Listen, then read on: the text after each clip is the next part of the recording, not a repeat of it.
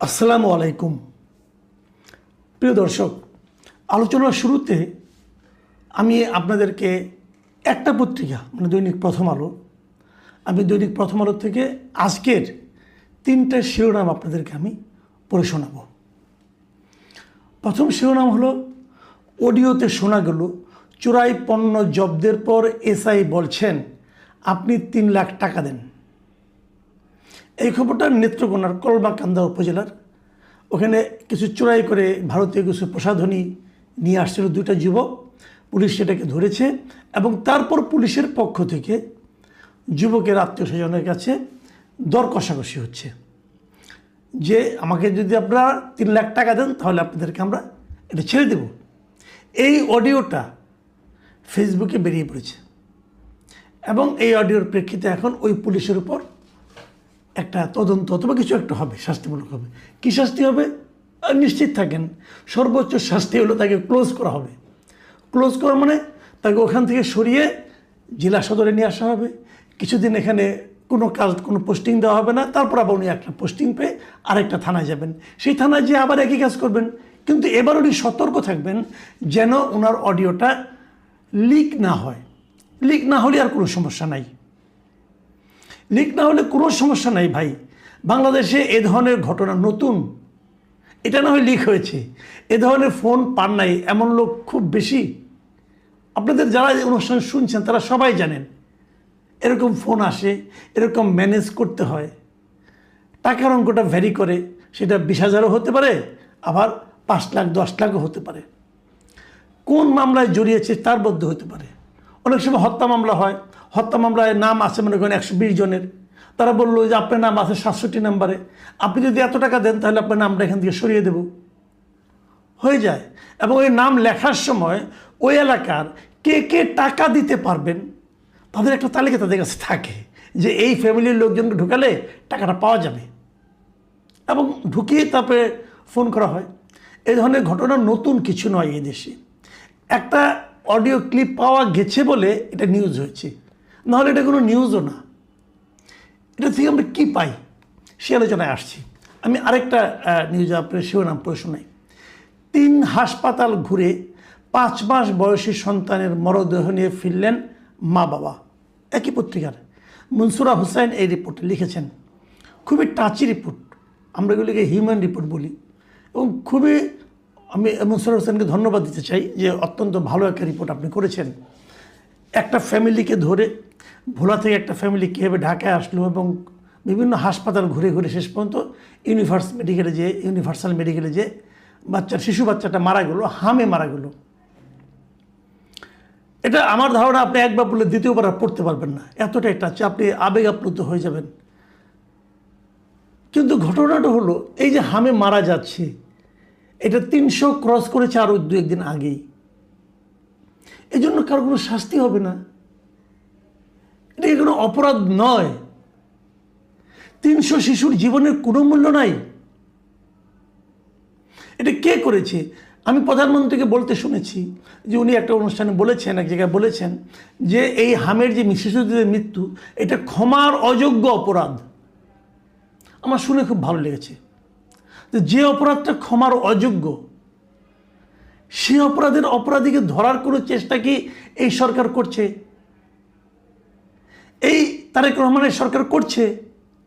তারেক রহমানকে তার সংশ্লিষ্ট লোকদেরকে বলছেন যে এই অপরাধের জন্য কে দায়ী সেটা খুঁজে বের করে আমাকে বলুন? উনি বলেছেন, উনি জানার চেষ্টা করেছেন। উনি এক জায়গায় ভাষণ দিয়ে বললেন যে এটা ক্ষমার অযোগ্য অপরাধ। আমি আপনি খুশি হয়ে হাততালি দিলাম। যে বাচ্চাগুলি মারা গেল তাদের বাবা মা এই কথা শুনে শান্তি পাবেন। শান্তি পাবেন কখন? তবু শান্তি না, এটা তবু এক ধরনের সান্ত্বনা হতে পারে যখন ওনারা জানবেন সেই অপরাধী ব্যক্তিদেরকে সাজার আওতায় আনা হয়েছে, বিচারের আওতায় আনা হয়েছে। এরই মধ্যে আমরা জানতে পেরেছি যে এই ঘটনাগুলির জন্য হামের টিকা দেওয়া হয় না, এই জন্য হয়েছে। এবং হামের টিকা না দেওয়ার জন্য কারা দায়ী তাও মোটামুটি একটা ধারণা করা হয়েছে যে আওয়ামী লীগ সরকারের আমল থেকে এই সমস্যাটা শুরু হয়েছে। সবচেয়ে প্রকট আকার ধারণ করেছে অন্তর্বর্তীকালীন সরকারের আমলে। অন্তর্বর্তীকালীন সরকার টিকাগুলি কেনে নাই। কেন কেনে নেই তারও একটা যুক্তি দেখলাম যে অধ্যাপক সাইদুর রহমান সাহেব উনি দিয়েছেন আমার কাছে এর চেয়ে হাস্যকর যুক্তি আমার জীবনে আমি শুনেছি কিনা আমার সন্দেহ। উনি টাকা বাঁচাতে গিয়েছেন, এখন টাকা বাঁচাতে যে 300 শিশু মারা গেছে। আপনার এই টাকার চেয়ে আপনি তো টাকা বাঁচিয়ে তো কিনতে পারেননি, তাহলে করলেনটা কি? আপনি ডাক্তার মানুষ, আপনি জানেন না যে চিকিৎসার ক্ষেত্রে সময়ের দাম কতটুকু? এটা আপনি জানেন না? নূরজাহান বেগম, এই অথর্ব ভদ্র মহিলাকে যেদিন নিয়োগ দেওয়া হয়, আমি প্রথম দিন থেকেই বলছি যে এই মহিলাকে কেন এনে এখানে বসানো হয়েছে। আপনারা এবং সে শুনতে শুনতে আমার উপর অনেকে বিরক্ত হয়ে গেছেন, ভাই আপনি কি পেয়েছেন এই একটা লোক একটা মহিলার বিরুদ্ধে এত বলতেছেন কেন? আমি বলেছিলাম এই কারণে, ওনাকে এমন একটা ডিপার্টমেন্টে এমন একটা বিভাগে মন্ত্রী বানানো হয়েছে, উপদেষ্টা বানানো হয়েছে, যেটাতে ভুল হলে মানুষের জীবন যায়, যেটাতে ভুল হলে জীবন যায়। সড়ক যোগাযোগে ভুল হলে মানুষের ভোগান্তি হয়, জীবন যায় না, কিন্তু এখানে জীবনই চলে যায়। দেখেন প্রায় 315 জন শিশু।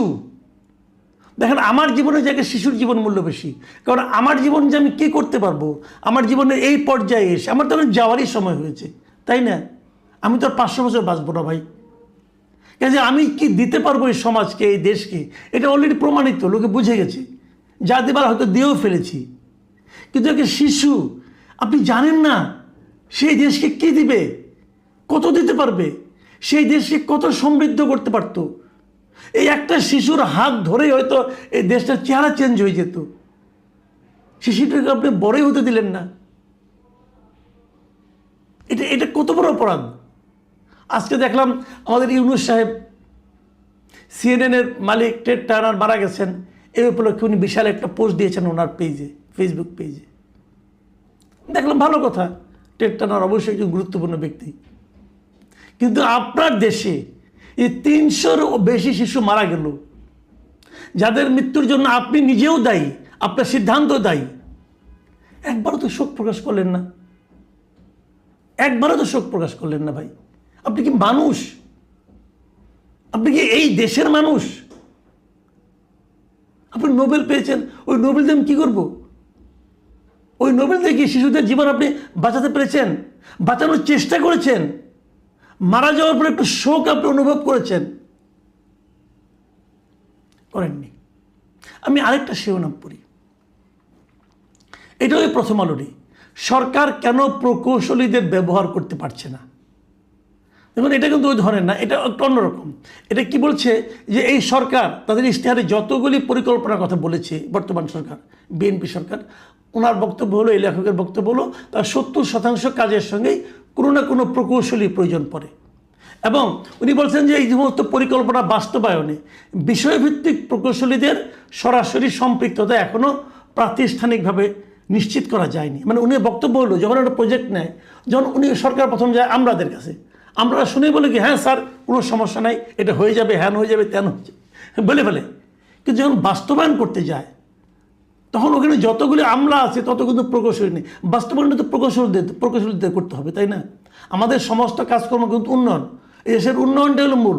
রাস্তাঘাট বানাও, এই যে খাল খনন হচ্ছে, এই খাল খননটাও একটা প্রকৌশলের মধ্যে পড়ে কিন্তু। কারণ ওখানকার ডিসি বলতেছে খাল খনন করো, ওনার প্রকৌশল সম্পর্কে কী ধারণা আছে?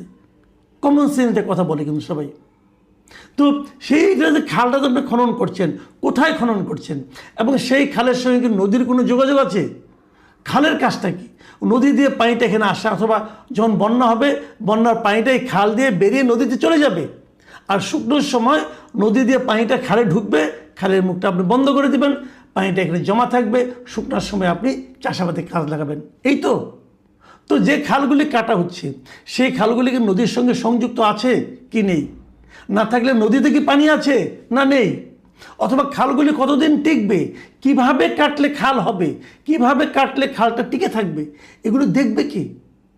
এগুলো দেখবে প্রকৌশলীরা।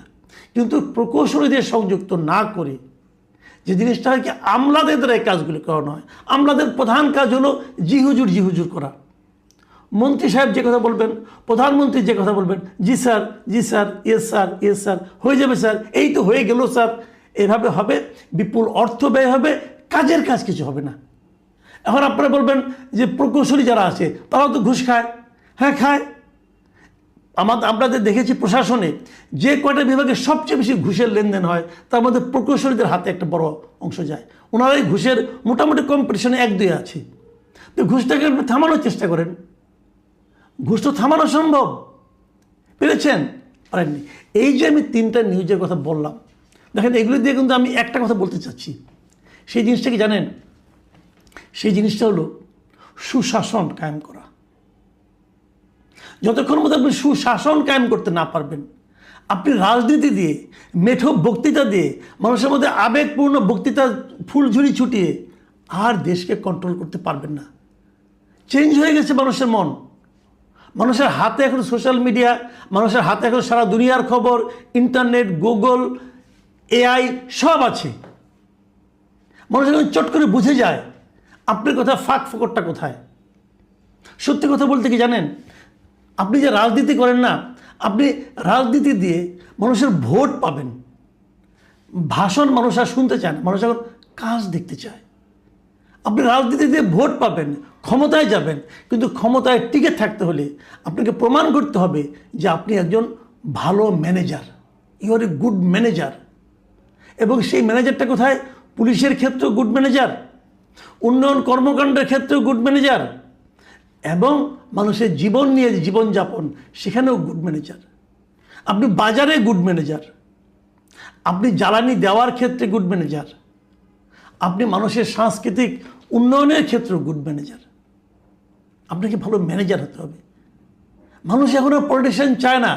মানুষ আপনি কত ভালো বক্তৃতা দিলেন, আপনি কি মুক্তিযুদ্ধের চেতনা নিয়ে কথা বললেন, নাকি আপনি বাংলাদেশি জাতীয়তাবাদ নিয়ে কথা বললেন, এটা মানুষ জানতে চায় না। মানুষ জানতে চায় কি আপনি কি বাজার সামলাতে পারেন, আপনি কি আইন শৃঙ্খলা নিয়ন্ত্রণ করতে পারেন, আপনি কি প্রশাসনকে কন্ট্রোল করতে পারেন, আপনি কি বিদ্যুৎ, গ্যাস, চাকরি, দ্রব্যমূল্য এগুলো সামলাতে পারেন। মানুষ এটা জানতে চায় এখন।